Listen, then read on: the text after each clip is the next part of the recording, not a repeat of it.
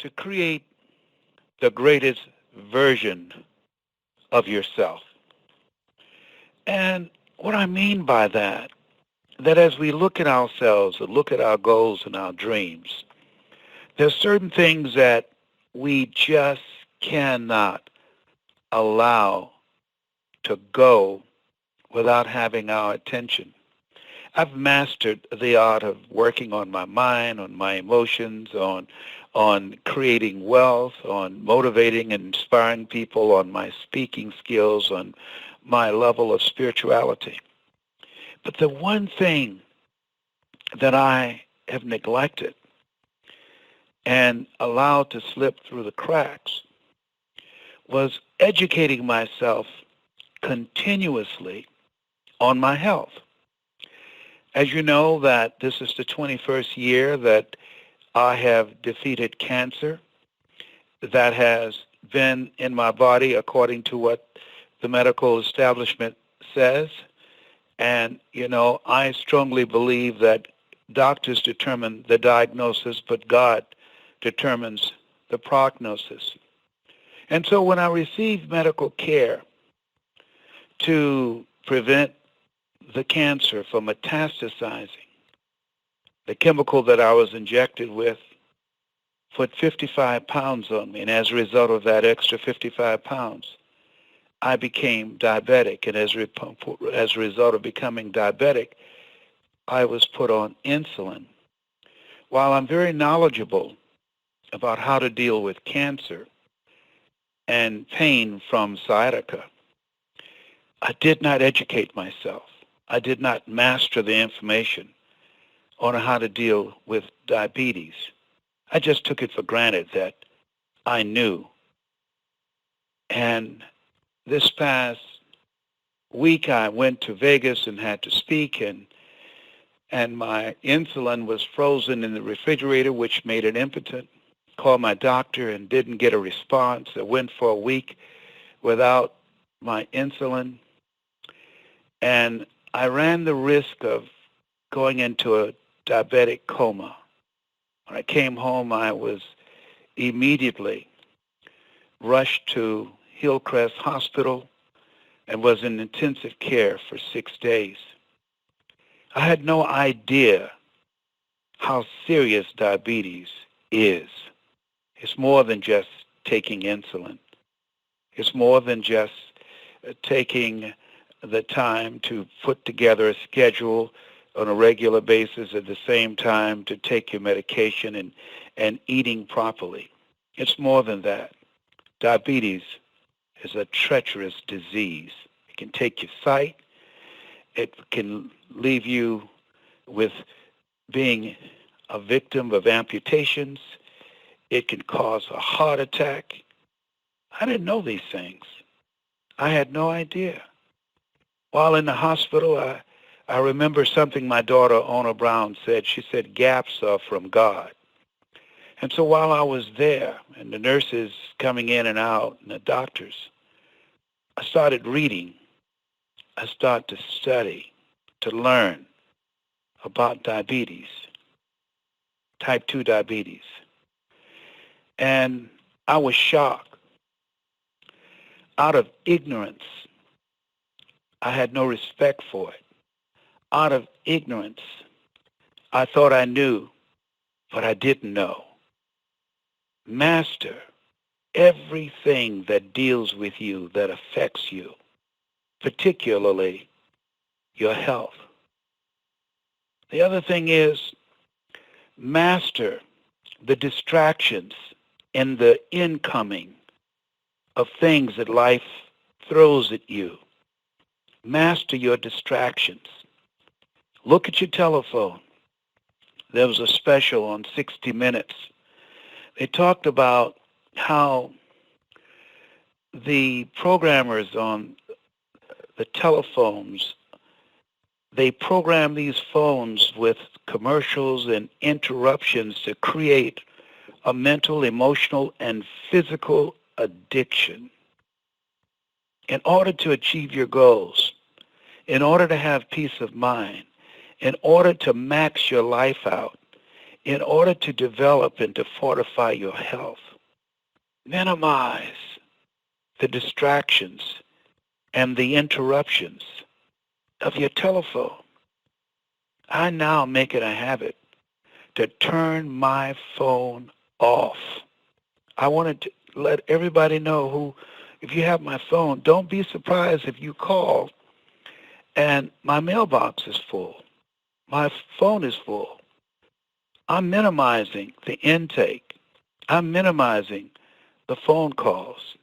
I'm minimizing the interruptions so I can think, so that I deliberately can create some space to be still, to be calm, to hear my own voice, to be able to clear my head.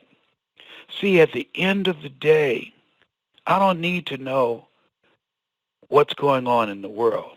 If there's a nuclear explosion, I'll find out. I will know.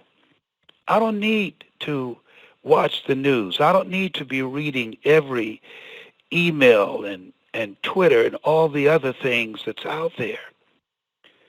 There's nothing like peace of mind.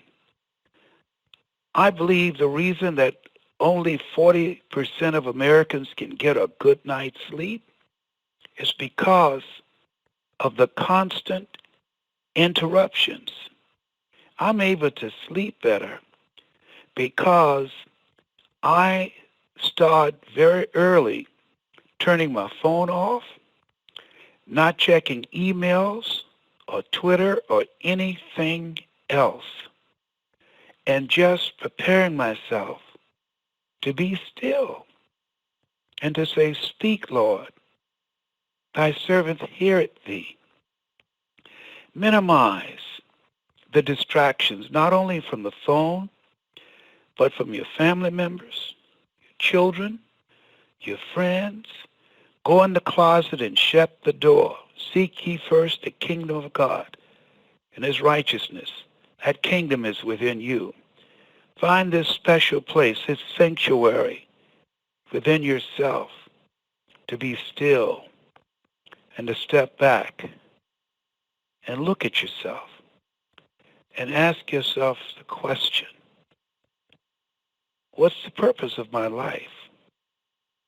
What is it that's driving me? What is it that's stressing me out? What is it that I need to let go of?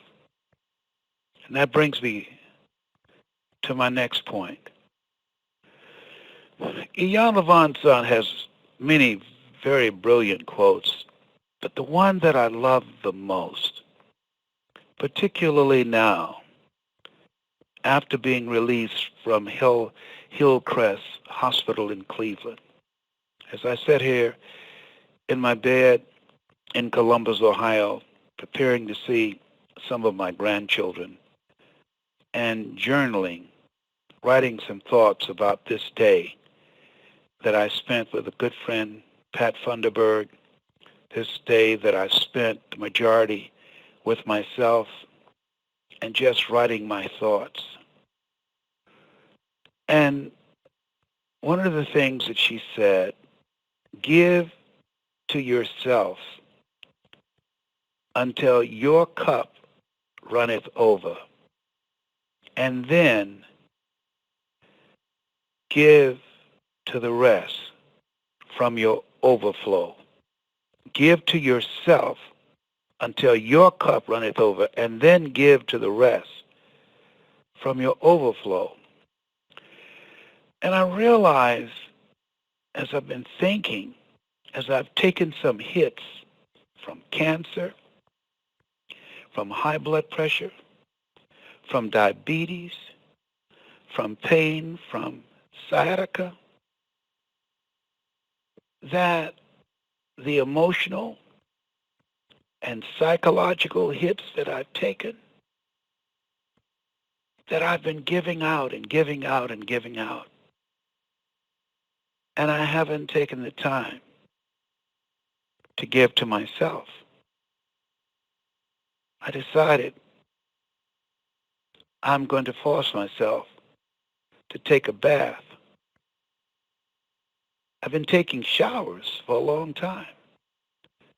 I can't remember the last time that I filled a tub of water and lit a candle like I used to do and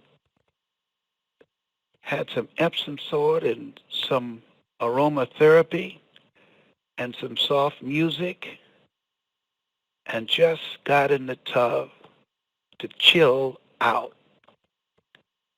I can't remember. It's been so long. I used to do it a lot. And somewhere along the line, I stopped doing it. I became so caught up in life, just rushing to do everything. And we have to, I think, decide to become mindful of doing things that nurture our spirits. I used to have 43 plants and flowers that I used to grow. I remember talking to them and watering them. And somewhere along the line, I became so busy, I stopped taking care of my plants. I used to love to do that. I used to have a garden. I don't have that anymore.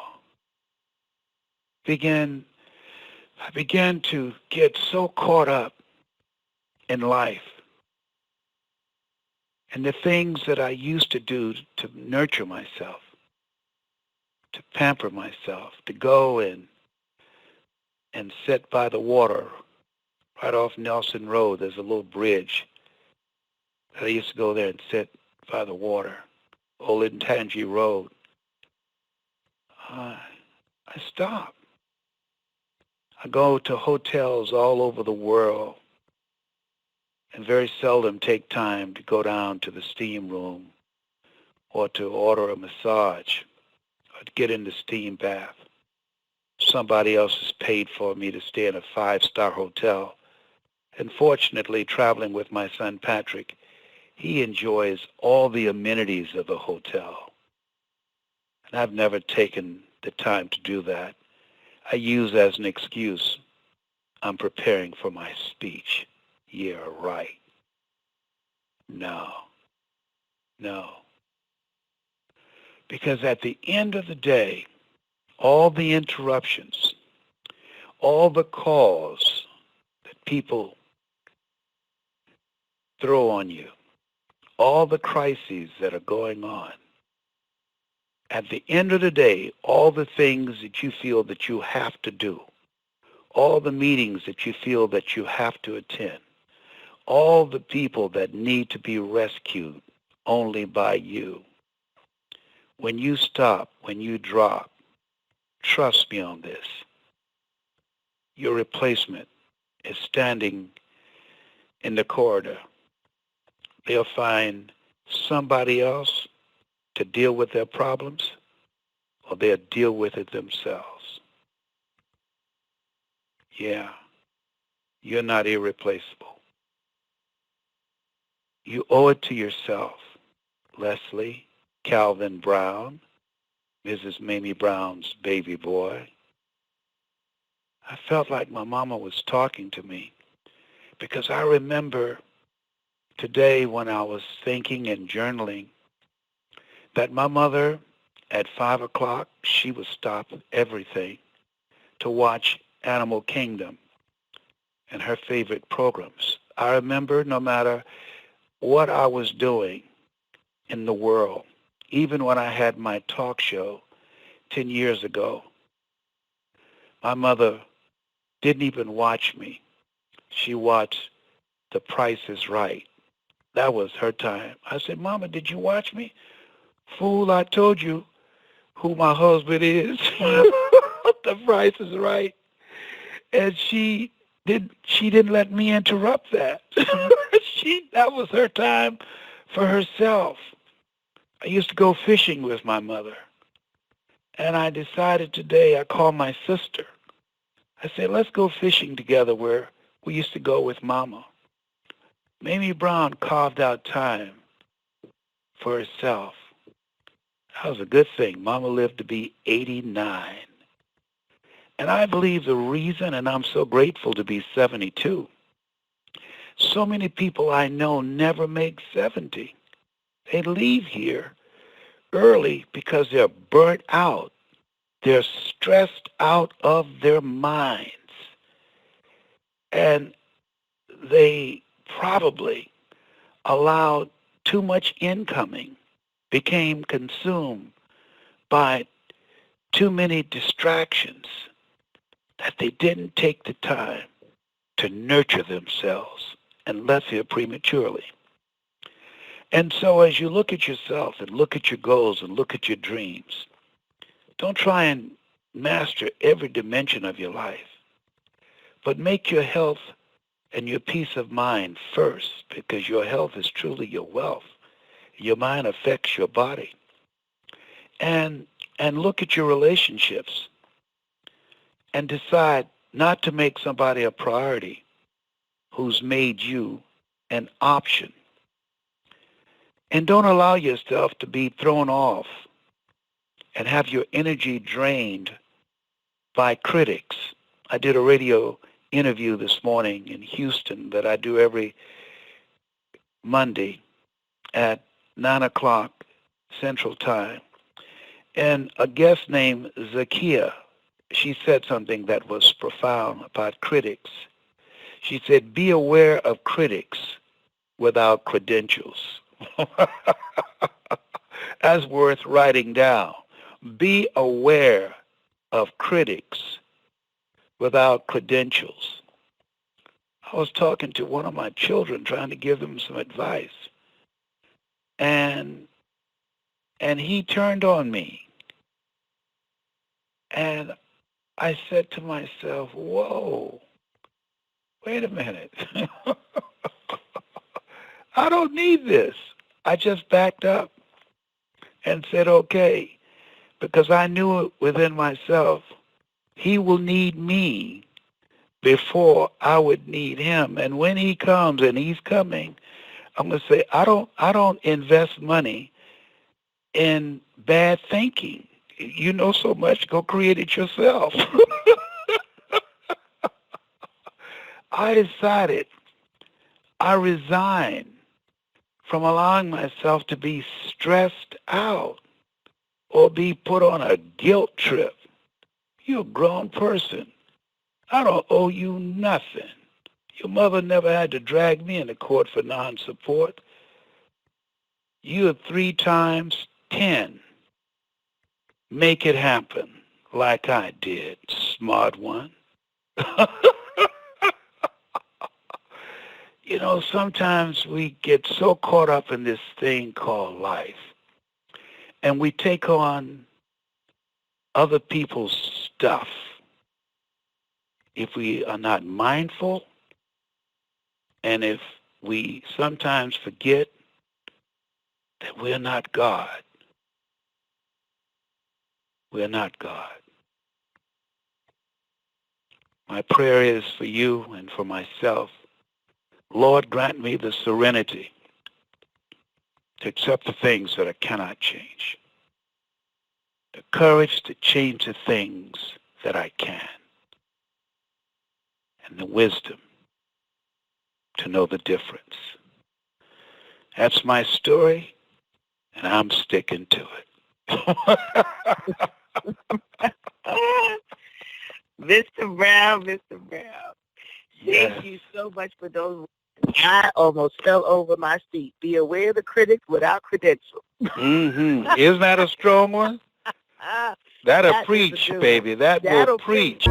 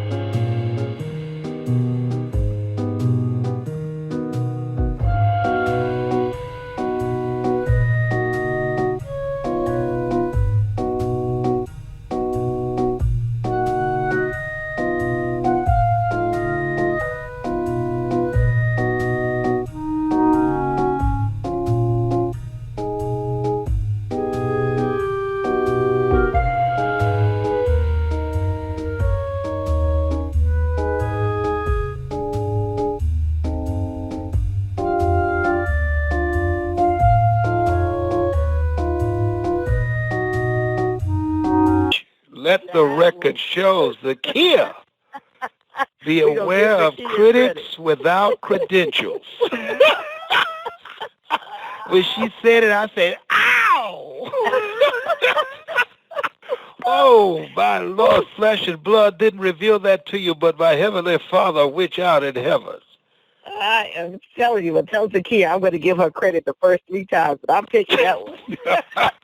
That's a keeper, baby. That's a keeper. That is a keeper, and I'm just so grateful for you pushing through, going. You've been through so much, and you will not be stopped no matter what tries. No, I'm back, baby. I'm back, and I'm better. Let the record show. Let the record show. Yes, I'm eating my spinach and my Cheerios and everything else. Oh, my God. I tell you, you know what? I tell you, I've been beaten up so badly. You know, that's when I came up with that quote, "With life knocks you down, try and land on your back, because if you could look up, you could get up." Well, I've been looking up, I've been rolling over, I've been crawling, I've been trying to run. It seemed like life grabbed me by the neck and said, "Come on back here, you ain't getting away from me." And I've been praying. I sleep with the Bible and the Holy Quran and the Kabbalah. I've been calling on Jesus, Yahweh, Allah, Melchizedek. I call on the whole gang. I said, "Can you give a brother a break?" Oh, my God. But you know, I'm still here, and I'm so grateful. Right. And I know people have been praying for me, and I'm so grateful. Please don't stop. Y'all keep on. Don't stop. Don't lighten up. Don't lighten up. Oh, my goodness. I tell you, at first I said, maybe I need to conserve my energy and not do this call tonight. But I said, this is what I'm supposed to do. I still got my voice. I'm out of the hospital. I'm doing the things I need to do. This might be the last call I will ever make. I don't know. And so I must answer the call. Next week, I want to talk about the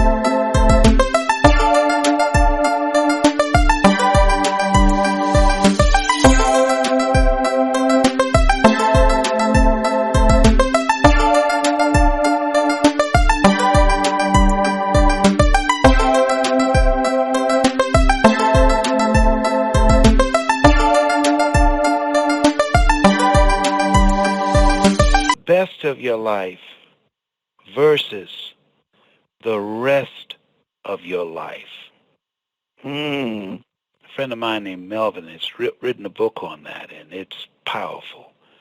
So I encourage you all to join me next week. I like to listen to the comments of everybody. Thank you so much. I'll be listening, okay? All right, Les, love you and thank you for everything. And look, as we know what the good word says, the weapons will form, but no weapon formed shall prosper. And you are still here, will be here, and continue to do the things that you were called to do. So we're going to touch and agree on that and cancel and clear any other situations that may arise. Thank you. I received that. I love you. Take care. All right. All right. Love you, too. All right, ladies and gentlemen, you've heard Mr. Brown live. I will open the call so that you can give your comments and or words of encouragement to Mr. Brown as he will listen in and hear your voices. The only rule is I ask that you speak one person at a time so that we'll be able to hear everyone's voice. And I want to invite you as well to visit lesbrown.com and the lesbrowninstitute.com if you want to find out how you can share your story and create your own personal economy at the lesbrowninstitute.com. And for those of you in Florida, you can see Mr. Brown live on June 24th with his daughter, Ona Brown, in Fort Lauderdale, and you can visit Arise Events by Arise.com to get further information on that. And I'll repeat that. If you were unmuted, I thank you all for your time and participation and all of your wonderful well wishes, love, and prayers for Mr. Brown. On his behalf, I say thank you. Thank you for your support. Thank you for even encouraging me. It's a blessing to be here with you each and every week. I don't take it for granted, and I'm so grateful that we get to do our part to change this world one person at a time. So God bless you. God bless your goals and your dreams. Remember what he said tonight.